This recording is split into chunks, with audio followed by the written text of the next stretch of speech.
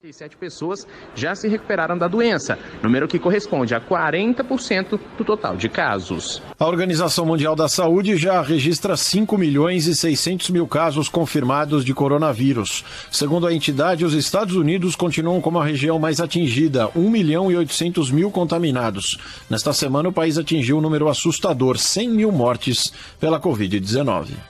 O prefeito de São Paulo anuncia as medidas que serão adotadas para que a cidade se adapte à nova fase da quarentena estabelecida pelo governo do estado. Bruno Covas ressaltou que os setores que voltarão a funcionar precisam, antes de mais nada, apresentar protocolos para avaliação da prefeitura. Esses setores precisam apresentar para a Prefeitura de São Paulo protocolos de saúde, de higiene, de testagem, regras de autorregulação, regras para fiscalização, política de comunicação destas regras e proteção aos consumidores e funcionários, para que a gente possa ter uma reabertura tranquila aqui na cidade de São Paulo e, volto a dizer, para que a gente não volte para trás daqui a alguns dias.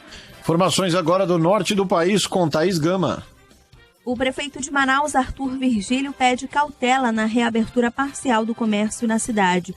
Ele afirma que, apesar da redução de sepultamentos na capital, o número de casos de coronavírus continua subindo.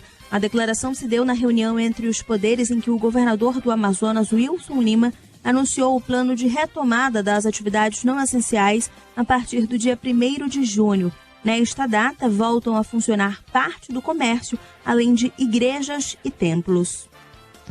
A Federação Inglesa de Futebol define que o campeonato será retomado no dia 17 de junho. Hoje, a Premier League disse que o reinício foi aprovado por todas as equipes em uma reunião por videoconferência. Logo no primeiro jogo tem duelo importante, Manchester City contra o Arsenal. Hoje o Liverpool é o líder do campeonato, tem 82 pontos. E também as decisões do ministro Alexandre de Moraes. Tem informação chegando agora de Brasília. Fala, Natália Pazzi. O ministro Edson Fachin, do Supremo Tribunal Federal, decidiu nesta quinta-feira encaminhar para análise do plenário da Corte o pedido do Procurador-Geral da República, Augusto Aras, para suspender investigações do inquérito das fake news. O pedido foi formulado após a deflagração de operação da Polícia Federal na manhã de ontem, com a finalidade de executar mandados de busca e apreensão contra 17 pessoas que teriam um vínculo com ações de disseminação de notícias falsas e ameaças a ministros do Supremo. Segundo Aras, o Ministério Público foi surpreendido com as ações e o inquérito precisa ser acompanhado por um órgão de investigação penal. Também nesta quinta, o presidente Jair Bolsonaro subiu o tom em relação à operação da PF, que foi determinada pelo ministro Alexandre de Moraes. Pela manhã, no Palácio da Alvorada, Bolsonaro afirmou que não terá um outro dia como ontem e que a liberdade de expressão é sagrada. Ele disse ainda que não se pode falar em democracia sem os poderes independentes. Tenho certeza que a grande maioria dos integrantes dos poderes assim desejam que o Brasil se conduza nessa direção. Um homem sem liberdade não tem vida. Não podemos falar em democracia sem um judiciário independente, sem um legislativo também independente, para que possam tomar decisões, não monocraticamente, por vezes, mas de modo que seja ouvido o colegiado. Acabou, porra! Segundo o presidente, o chamado Gabinete do Ódio foi algo inventado e que lamenta existir julgamentos em cima disso. Bolsonaro voltou a dizer ainda que nunca teve a intenção de controlar a Polícia Federal, mas que ordens absurdas não se cumprem. Nunca tive a intenção de controlar a Polícia Federal. Pelo menos isso serviu para mostrar ontem. Mas, obviamente, ordens absurdas não se cumprem e nós temos que botar um limite nessas questões. Bolsonaro também pediu para que o Supremo Tribunal repense sobre o depoimento do ministro da Educação, Abraham Weintraub, à Polícia Federal. O ministro da Justiça, André Luiz Mendonça, já chegou a apresentar um pedido de habeas corpus para tentar evitar a tomada do depoimento de Weintraub. O ministro do STF, Alexandre de Moraes, deu 5 dias para a Polícia Federal ouvir o chefe da pasta da Educação. Só agora em Brasília, 26 graus a temperatura. Agora vamos ao Rio de Janeiro, ao vivo, fala aí, Emília Almeida. A taxa de desocupação sobe de 11,2% para 12,6% no trimestre terminado em abril, atingindo 12,8 milhões de desempregados no país.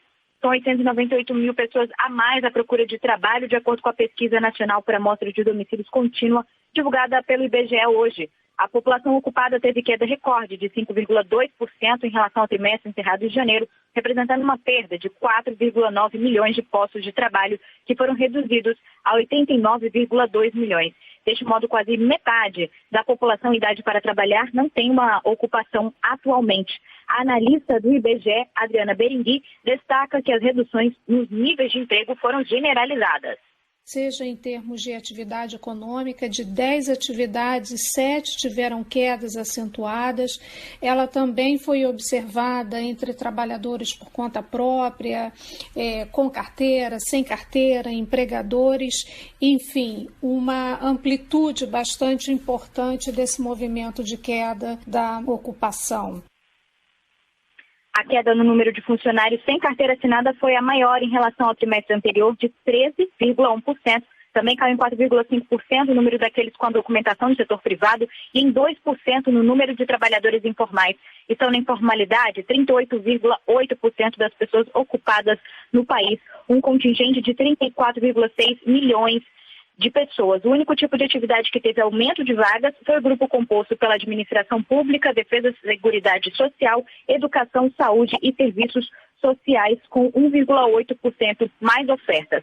Estimada em 5,5 milhões de pessoas, a categoria de trabalhadores domésticos apresentou redução de 11,8% na comparação com o trimestre anterior. Céu parcialmente nublado, 23 graus na capital fluminense. Mercado financeiro.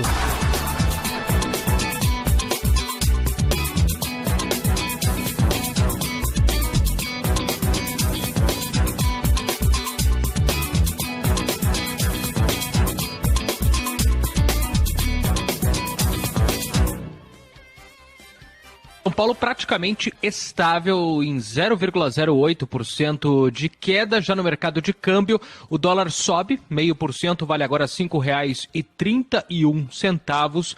Turismo, dólar com alta de 0,35, vale R$ 5,60. E também as decisões...